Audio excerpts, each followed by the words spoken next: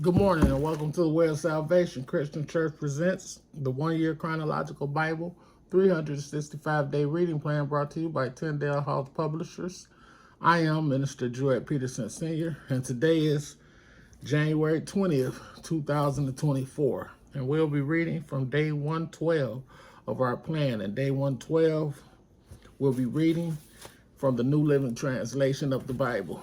And day 112 consists of 2 Samuel chapter 5, 1 through 3, 1 Chronicles chapter 11, 1 through 3, 1 Chronicles chapter 12, 23 through 40, 2 Samuel chapter 5, 17 through 25, 1 Chronicles chapter 14, verses 8 through 17, 1 Samuel chapter 5, verses 6 through 10, 1 Chronicles chapter 11, verses 4 through 9, 2 Samuel chapter 5, verses 13, 2 Samuel chapter 5, verses 4 through 5, and 2 Samuel chapter 5, verses 11 through 12, 1 Chronicles chapter 14, verses 1 through 2, 1 Chronicles chapter 13, verses 1 through 5, 2 Samuel chapter 6, verse 1 through 11, and 1 Chronicles chapter 13, verses 6 through 14. And the word of the Lord says in 2 Samuel chapter 5, we're reading from the New Living Translation, and we're at verse 1. Then all the tribes of Israel went to David at Hebron and told him, "We are your own flesh and blood.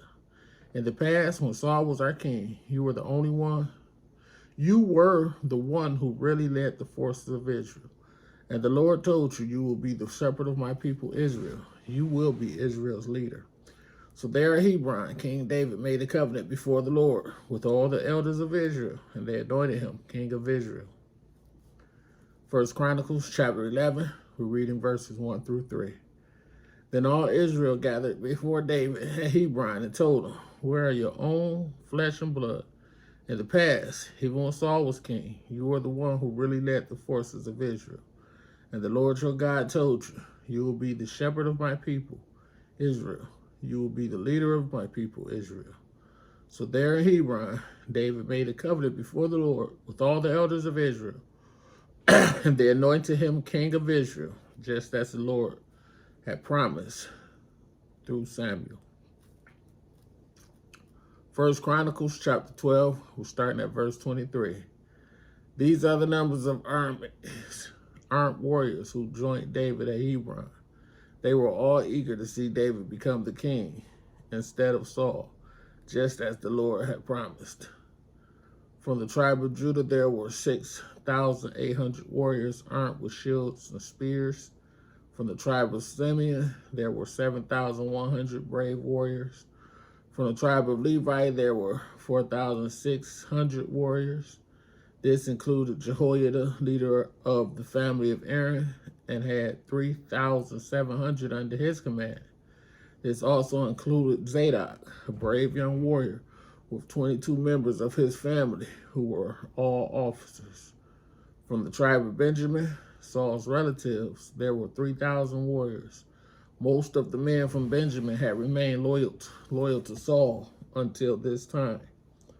From the tribe of Ephraim, there were 20,800 brave warriors, each highly respected in his own clan. From the half-tribe of Manasseh, west of the Jordan, 18,000 men were designated by name to help David become king. From the tribe of Issachar, there were 200 leaders of the tribe with their relatives. All these men understood the signs of the times and knew the best course for Israel to take. From the tribe of Zebulun, there were 50,000 skilled warriors. They were fully armed and prepared for battle and completely loyal to David. From the tribe of Naphtali, there were 1,000 officers and 37,000 warriors armed with shields and spears. From the tribe of Dan, there were 28,600 warriors, all prepared for battle. From the tribe of Asher, there were 40,000 trained warriors, all prepared for battle. From the east side of the Jordan River, where the tribes of Reuben and Gad and the half-tribe of Manasseh lived, there were 120,000 troops armed with every kind of weapon. All these men came in battle array at Hebron with the single purpose of making David the king of over all Israel. In fact, everyone in Israel agreed that David should be their king. They feasted and drank with David for 3 days, for preparations had been made by their relatives for their arrival. And people from as far away as Issachar, Zebulun, Naphtali brought food on donkeys, camels, mules, and oxen, vast supplies of flour, fig cakes, clusters of raisins, wine, olive oil, cattle, sheep, and goats were brought to the celebration. There was great joy throughout the land of Israel. 2 Samuel chapter 5, verse 17. When the Philistines heard that David had been anointed king of Israel, they mobilized all their forces to capture him. But David was told they were coming, so he went into the stronghold. The Philistines arrived and spread out across the valley of Rephaim. So David asked the Lord, "Should I go out to fight the Philistines? Will you hand them over to me?" The Lord replied to David, "Yes, go ahead. I will certainly hand them over to you." So David went to Baal-perazim and defeated the Philistines there. "The Lord did it," David exclaimed. "He burst through my enemies like a raging flood." So he named that place Baal-perazim, which means the Lord who burst through. The Philistines had abandoned their idols there, so David and his men confiscated them. But after a while, the Philistines returned again and spread out across the valley of Rephaim. And again, David asked the Lord what to do.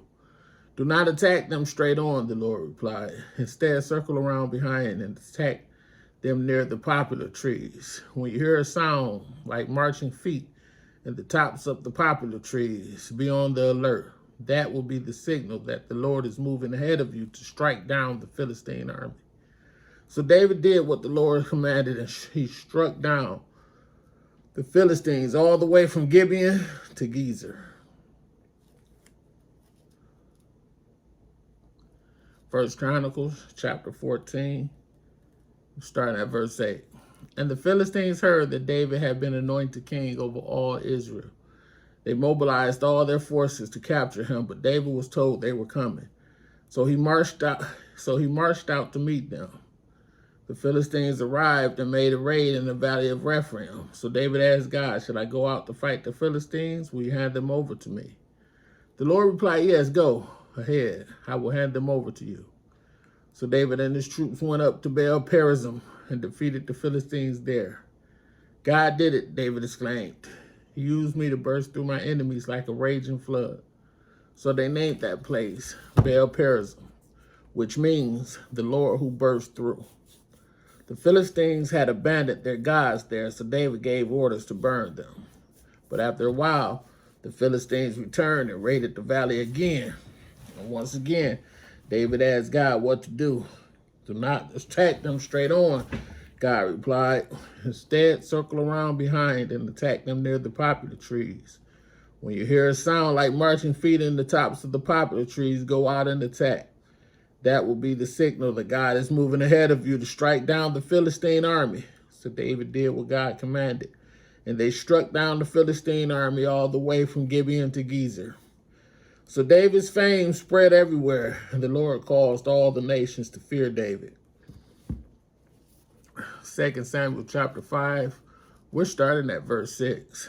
David then led his men to Jerusalem to fight against the Jebusites, the original inhabitants of the land who were living there. The Jebusites taunted David, saying, "You'll never get in here. Even the blind and lame could keep you out." For the Jebusites thought they were safe, but David captured the fortress of Zion, which is now called the City of David.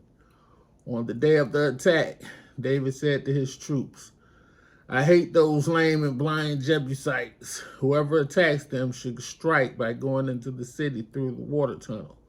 That is the origin of the saying, 'The blind and the lame may not enter the house.'" So David made the fortress his home, and he called it the City of David. He extended the city starting at the supporting terraces and working inward. And David became more and more powerful because the Lord God of heaven armies was with him.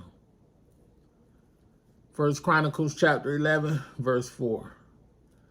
Then David and all Israel went to Jerusalem, or Jebus, as it used to be called, where the Jebusites, the original inhabitants of the land, were living.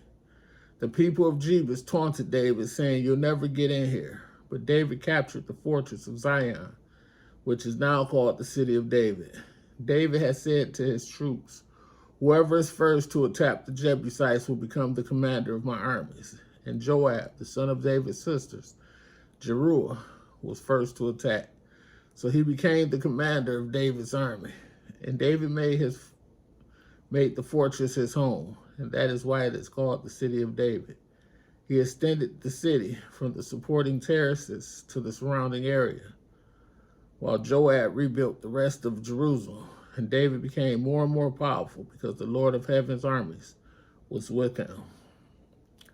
2 Samuel chapter 5, verse 13. After moving from Hebron to Jerusalem, David married more concubines and wives, and they had more sons and daughters. 2 Samuel chapter 5, starting at verse 4. David was 30 years old when he began to reign, and he reigned 40 years in all. And he had reigned over Judah from Hebron for 7 years and 6 months. And from Jerusalem he reigned over all Israel and Judah for 33 years.